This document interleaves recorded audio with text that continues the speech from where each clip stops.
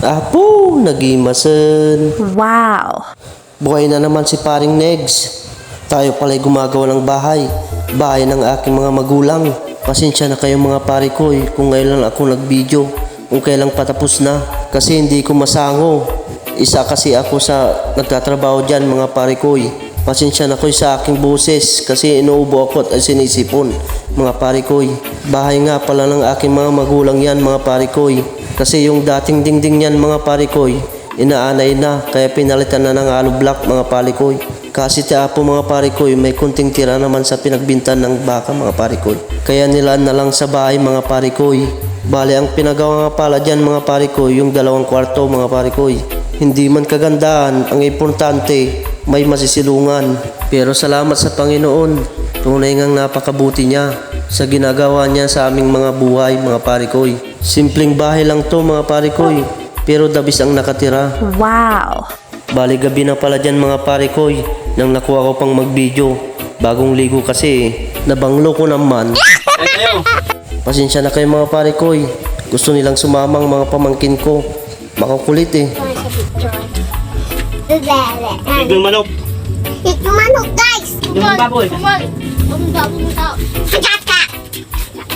Oy, kuma.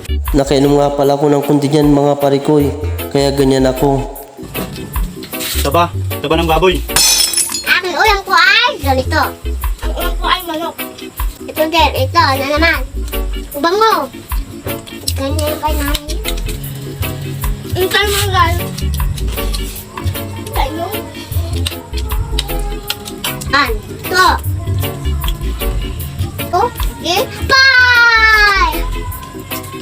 Kain na guys. Iba sa iba. Dito ko.